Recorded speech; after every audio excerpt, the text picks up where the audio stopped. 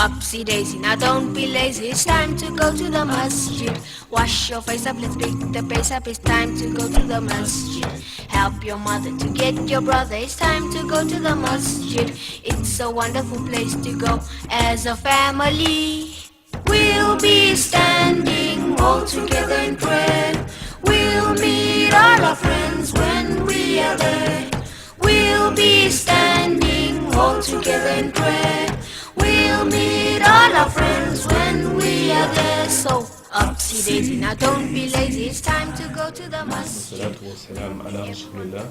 Louange à Allah, paix et salut sur le prophète Mohammed sallallahu alayhi wa sallam, sur sa famille et sur tous les hommes de bien qui le suivent jusqu'au jour de la rétribution des actes.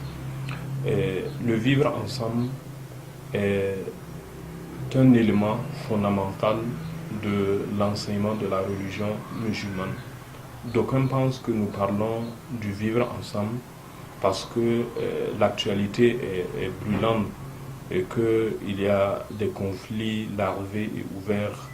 Mais ceux qui savent que nous parlons du vivre ensemble depuis longtemps comme faisant partie du corpus de l'enseignement de notre religion. Nous parlons du vivre ensemble parce que l'homme est un être qui est appelé à vivre en société. Et c'est cette capacité de vivre avec des gens qui sont différents de toi, de par leur race, de par leur langue, de par leur ethnie, de par leur nationalité, de par leur croyance, que nous appelons vivre ensemble. Et l'homme, c'est ainsi sa condition. C'est une chance d'être avec les autres, ce n'est pas une condamnation.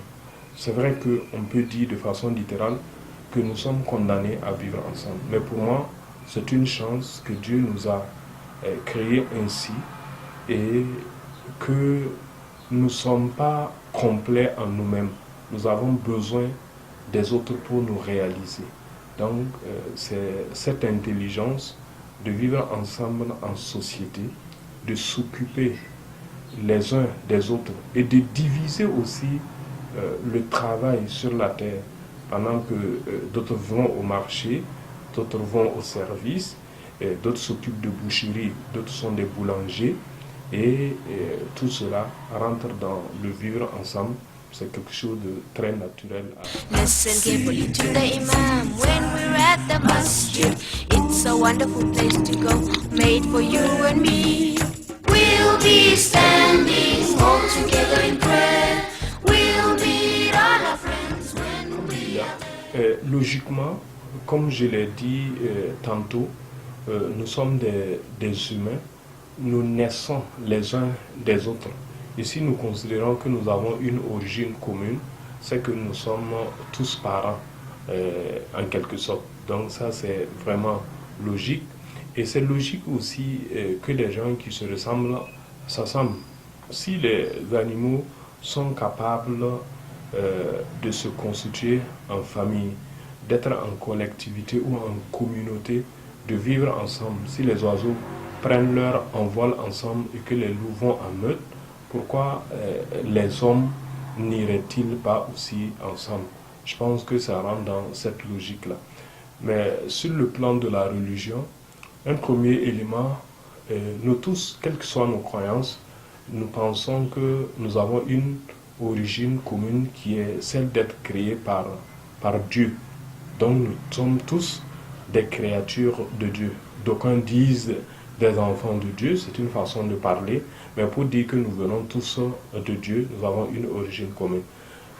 Quand nous allons dans les enseignements de la religion musulmane, effectivement, Dieu nous interpelle dans plusieurs versets en disant « Ô homme, nous vous avons créé d'un mâle et d'une femelle, et nous vous avons fait en nation, en tribu, en langue, en couleur, afin que vous vous connaissiez, que vous entreconnaissiez, que vous profitiez les uns des autres, que vous profitiez des différences pour en faire des richesses, pour vous enrichir mutuellement, et que le plus noble d'entre vous, effectivement, c'est celui qui craint le plus Allah subhanahu wa ta'ala.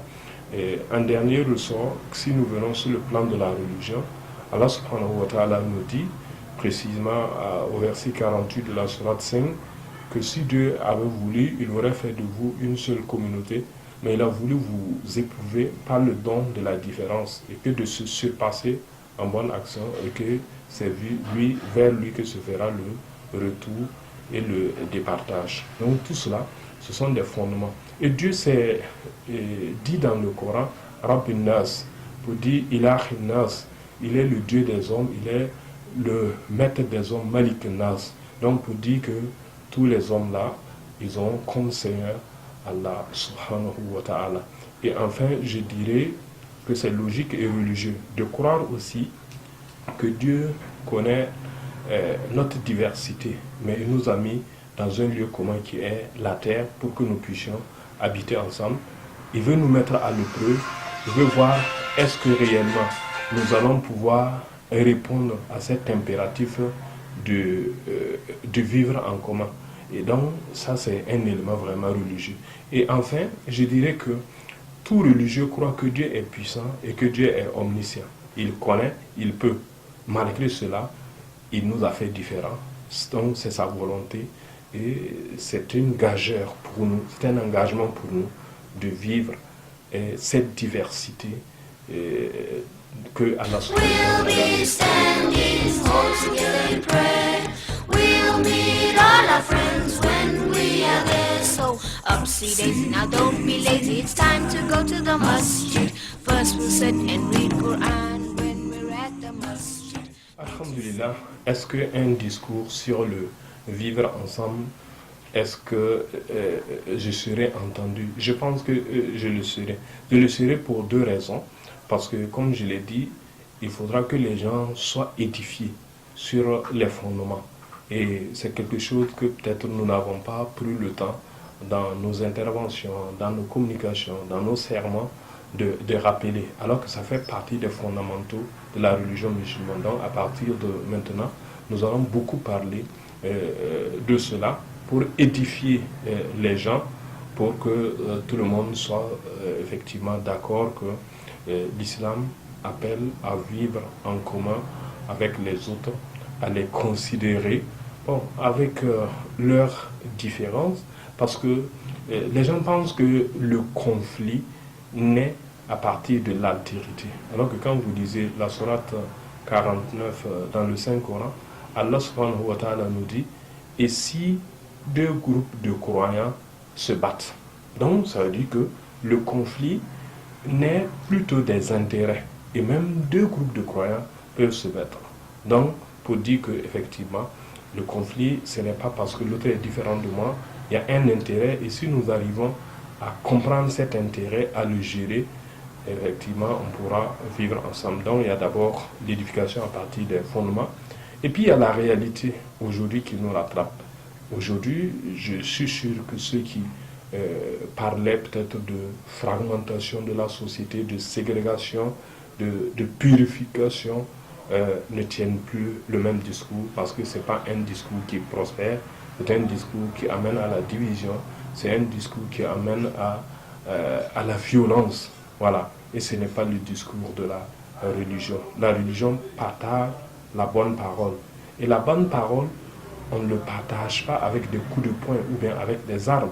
On partage la bonne parole par la bonne exhortation, comme le Coran dit, appelle dans le chemin de son Seigneur, bil hikma, avec la sagesse,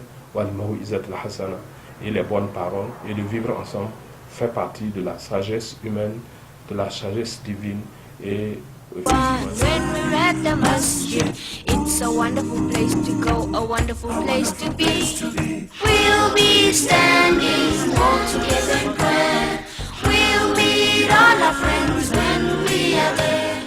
We'll be standing. Je voudrais vraiment engager surtout les leaders musulmans, les imams, les communicateurs, les prêcheurs, les chouyouk, les cheikhs et puis les docteurs dans le monde musulman pour que effectivement nous puissions avoir le courage de partager clairement les enseignements de l'islam, avoir le courage de dire que le vivre ensemble, ça existe dans nos écritures et ça existe dans le Coran et les hadiths du Saint-Prophète sallallahu alayhi wa sallam, ça va rendre un grand service. Il y a beaucoup de fidèles qui aimeraient aller dans ce sens-là, mais effectivement, ils pensent que peut-être tel docteur a dit ceci, tel cheikh a dit cela, tel imam a dit ça. Donc, ils sont effectivement arrêtés, voilà, devant la condamnation expresse ou implicite. Et il faudra que ces savants-là aient le courage de dire la vérité. Parce que l'islam, c'est la justice. Ce n'est pas en voulant être différent qu'on est juste, non, mais en étant juste, effectivement, on rend service aux Écritures et à la religion d'Allah subhanahu wa ta'ala. Donc,